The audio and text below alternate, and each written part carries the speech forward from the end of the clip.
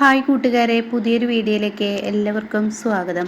അങ്ങനെ അരവിന്ദൻ തൻ്റെ ഇൻ്റർവ്യൂവിൽ തൻ്റെ ഭാര്യയെക്കുറിച്ച് വല്ലാതെ അങ്ങ് പറഞ്ഞപ്പോൾ അവർക്കങ്ങ് ദേഷ്യം പിടിച്ചു കേട്ടോ. അവർ പറയാണ്, ഇവിടെ ജോലി തരാൻ പറ്റില്ല, ഇവിടെ 24 മണിക്കൂറും ജോലി ചെയ്യണമെന്നുള്ള അവസ്ഥയാണ്. ആ സമയം താൻ തൻ്റെ ഭാര്യയുടെ പണിയൊക്കെ ചെയ്ത് ഇങ്ങോട്ടേക്ക് എത്താൻ നേരം വഴുകും. അതുകൊണ്ട് തനിക്കിവിടെ അപ്പോയിൻമെൻ്റ് ഇല്ല, താൻ ഇറങ്ങിക്കോളൂ എന്ന് പറയാൻ കേട്ടോ. അങ്ങനെ അരവിന്ദനാണെങ്കിലും, ഈശ്വര, ആ ജോലി എനിക്ക് കിട്ടിയതായിരുന്നു, ആ സമയമായിരുന്നു മേഡത്തിൻ്റെ വിളി, മേഡം കാരണം എൻ്റെ ജോലി പോയി എന്ന് അരവിന്ദൻ മനസ്സുകൊണ്ട് ചിന്തിക്കുകയാണ് കേട്ടോ. എനിക്ക് ആ ഫോൺ അങ്ങ് സൈലൻ്റ് ആക്കിയാൽ മതിയായിരുന്നു, ആ മേഡത്തിൻ്റെ വിളി കാരണമാണ് അത് ഉണ്ടായത് എന്നിങ്ങനെ അരവിന്ദൻ മനസ്സുകൊണ്ട് ചിന്തിക്കുകയാണ്. എന്നാൽ ഈ സമയം ചാരുവിനെ വിളിച്ച് ആകാശ് വിളിക്കുകയാണ് കേട്ടോ. അപ്പോൾ ഈ സമയം രമേശനും അതുപോലെ തൻ്റെ ഭാര്യയും അനുവും അതുപോലെ ഹേമയൊക്കെ അവിടെ ഇരിക്കുന്നുണ്ട് കേട്ടോ. രമേശൻ നല്ല ഭക്ഷണം കഴിച്ചുകൊണ്ടിരിക്കുകയാണ്, അവളിങ്ങനെ വിളമ്പി കൊടുക്കുന്നുണ്ട്. അപ്പോൾ ആ സമയമാണ് ആകാശ് ചാരു എന്ന് പറഞ്ഞ് വിളിക്കുന്നത്. കാക്കുത്തി ഒന്നിവിടെ വന്നേന്ന് പറയണേ. ഇത് വരുന്ന അക്കുച്ചേട്ടാ എന്ന് പറയണത്. ഞാനെന്നാൽ ഓഫീസിലോട്ട് പോട്ടെ, തൻ്റെ അമ്മ അവിടെ ഇരിക്കുന്നുണ്ട് കേട്ടോ. പക്ഷേ ആകാശ് മൈൻഡ് ചെയ്യുന്നില്ല. അതുകൊണ്ട് ഞാൻ ഓഫീസിലോട്ട് പോട്ടെ എന്നിങ്ങനെ ചാരുവിനോട് പറയുമ്പോൾ ചാരു പറയണേ, നിൽക്ക്, ഭക്ഷണം കഴിച്ചിട്ടില്ലല്ലോ.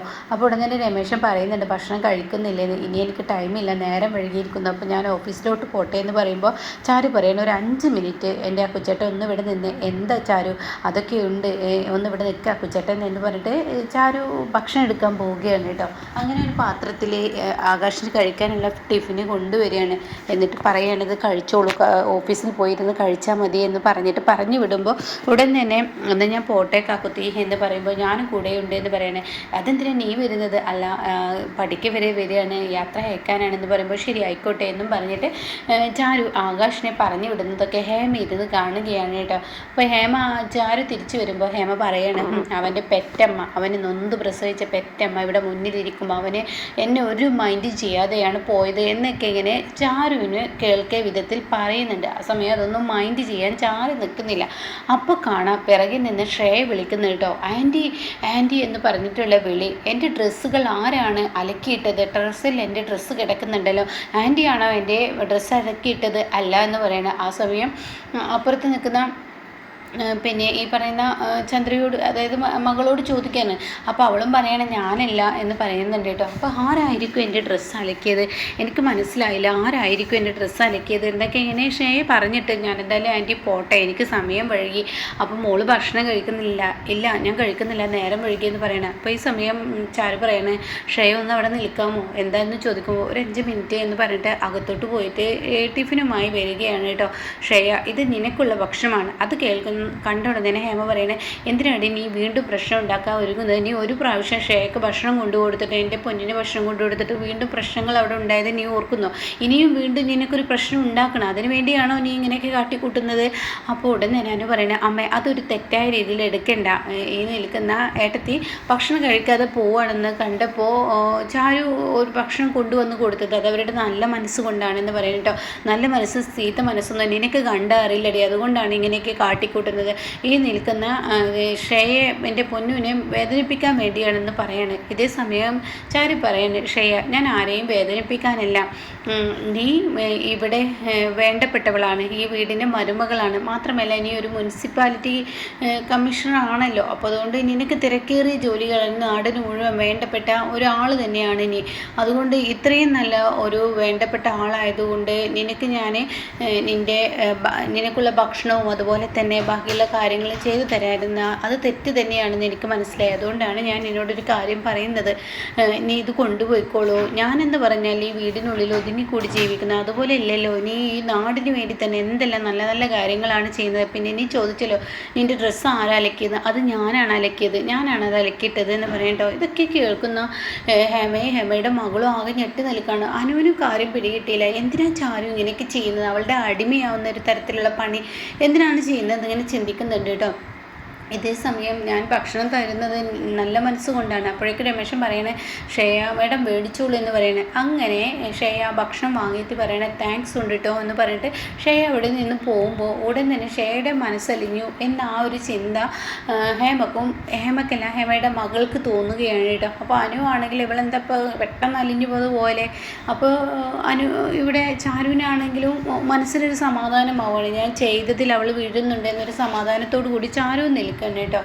എന്നാൽ ഈ സമയം ഇത് കണ്ടിട്ട് ഹേമയുടെ മകൾ ചോദിക്കുകയാണ്, അല്ല അവളിപ്പോൾ എന്തിനാണ് ഇങ്ങനെയൊക്കെ ഓരോന്ന് ചെയ്തു കൊടുക്കുന്നത്? ഇങ്ങനെയൊക്കെ ഓരോന്ന് ചെയ്തു കൊടുക്കുമ്പോൾ എന്താ പ്രശ്നം ഉണ്ടാവുക വെച്ചിട്ടുണ്ടോ? ശ്രേയ അവൾക്ക് അടിമയാവുന്നത് പോലെയാണ് എനിക്ക് തോന്നുന്നത്. ചാരുവിനെ അങ്ങ് വല്ലാതെ ഇഷ്ടപ്പെടും. അപ്പോൾ നമ്മുടെ പ്രതികാരം അവിടെ തീരില്ലല്ലോ എന്ന് പറഞ്ഞുടനെ തന്നെ ഹേമ പറയണേ, ഇല്ല, നീ വിചാരിക്കുന്നത് പോലെയൊന്നുമല്ല.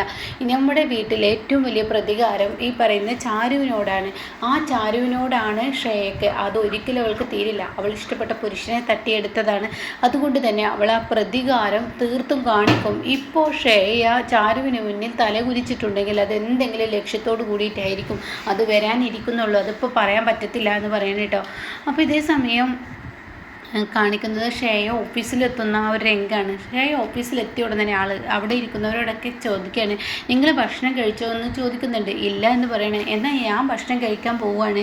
എനിക്ക് ഇന്ന് പെട്ടെന്ന് ഭക്ഷണം കഴിക്കണം. എന്നോട് സ്നേഹം കൂടിയിട്ട് എൻ്റെ ഇളയച്ചിയുണ്ട്, അതായത് ചാരുവിനെ പറയാണ്, ചാരു എനിക്കിന്ന് ഭക്ഷണം ഉണ്ടാക്കി തന്നു, ഭക്ഷണം എനിക്ക് ഓഫീസിലോട്ട് കൊണ്ടുപോകാൻ തന്നു, അതുമാത്രമല്ല എൻ്റെ ഡ്രസ്സ് അലക്കിയിട്ടോ, അങ്ങനെ എല്ലാ പണികളും ഞാൻ നാടിന് വേണ്ടി സേവ ചെയ്യല്ല, അപ്പോൾ അതിന് വേണ്ടിയിട്ട് അത്ര അതൊക്കെ ചെയ്യുന്നത് എന്ന് പറയട്ടോ. ഇത് കേൾക്കുന്ന ചാരുവിനെ കുറിച്ച് പറയുന്നത് കേൾക്കുമ്പോൾ ആകാശിന് ആകെ മനസ്സിനൊരു വിഷമം വരികയാണ്. എന്നിട്ട് ആകാശിൻ്റെ മുന്നിൽ വെച്ച് പറയണേ, എനിക്കിപ്പോൾ പഴയതുപോലെ ഒന്നുമല്ല, ഞാൻ നാടിന് വേണ്ടി പണി ചെയ്യുന്നത് കൊണ്ട് തന്നെ എൻ്റെ ജോലിക്ക് മൂല്യം കൽപ്പിക്കുന്ന ചിലവരൊക്കെ എനിക്ക് അടിമയായി പണി ചെയ്തു തരാൻ തയ്യാറാണ്. എനിക്ക് വീട്ടിൽ ചെന്നാൽ എൻ്റെ ചെരുപ്പ് ഊരിടാൻ പോലും ആളുണ്ടെന്ന് പറഞ്ഞിട്ട് അവിടെ നിന്നും ശ്രേയ അങ്ങ് പോവാണ് കേട്ടോ. എന്നാൽ ഇത് ആകാശിന് വലിയ വിഷമമാവുകയാണ്. തൻ്റെ ഭാര്യയെക്കുറിച്ച് അതൊരു അടിമയെ പോലെ പണിയെടുപ്പിക്കുകയാണ്, അടിമയെ പോലെ അവൾ എൻ്റെ കാൽച്ചുവട്ടിലാണ് എന്ന രീതിയിലാണ് അവിടെ പറഞ്ഞിരിക്കുന്നത്. അപ്പോൾ ഈ സമയം ചാരു ആണെങ്കിലോ മനസ്സമാധാനത്തോടു കൂടി അവിടെ ഇങ്ങനെ ഇരിക്കുകയാണ്, എല്ലാം ശരിയായി എന്നുള്ള ആ സമാധാനത്തോടു കൂടി. അപ്പോൾ കാണാം ആകാശിൻ്റെ ഫോൺ വരുന്നത് കേട്ടോ. ഇതെന്താ അക്കുച്ചേട്ടൻ വിളിക്കുന്നത്? അങ്ങനെ ചാരു ആ ഫോൺ എടുക്കുകയാണ്.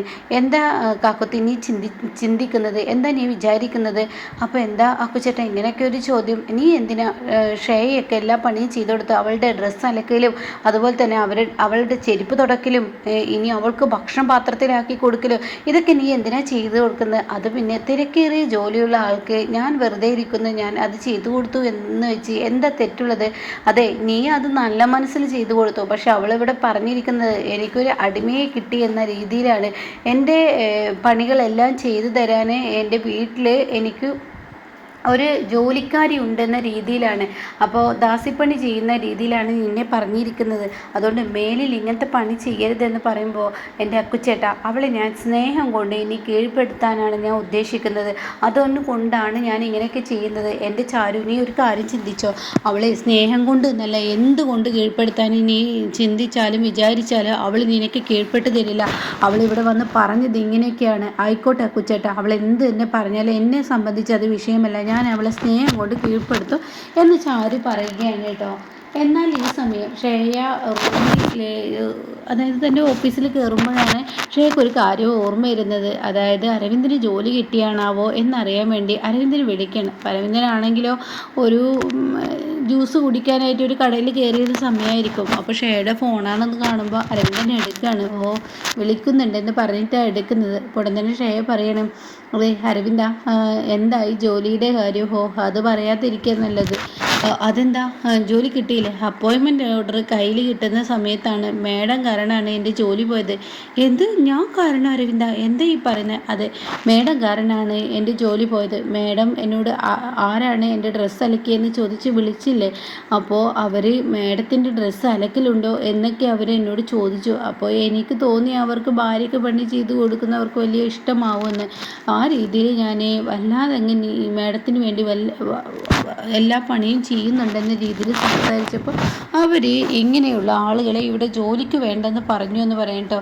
ഇത് കേൾക്കുന്ന ശ്രേയക്ക് ചിരി വരികയാണ്. അങ്ങനെ ശ്രേയ, എടാ നീ ഏത് ഇൻ്റർവ്യൂവിന് പോയാലും നിനക്കൊരു ജോലിയും കിട്ടത്തില്ല. അതിനുള്ള വഴികളൊക്കെ എനിക്കറിയാം. കാരണം നീ ജോലിക്ക് പോയി നിനക്ക് ജോലി കിട്ടിക്കഴിഞ്ഞാൽ നിനക്ക് എന്നെ കീഴ്പ്പെടുത്തണം എന്നുള്ള ചിന്തയല്ലേ? അപ്പോൾ അത് തടയിടേണ്ടത് എൻ്റെ ആവശ്യം കൂടിയല്ലേ എന്നിങ്ങനെ മനസ്സുകൊണ്ട് ചിന്തിക്കുന്നുണ്ട് കേട്ടോ. അപ്പോൾ ഇങ്ങനെയൊക്കെയുള്ള ഒരു എപ്പിസോഡാണ് ഇനി വരാനിരിക്കുന്നത്.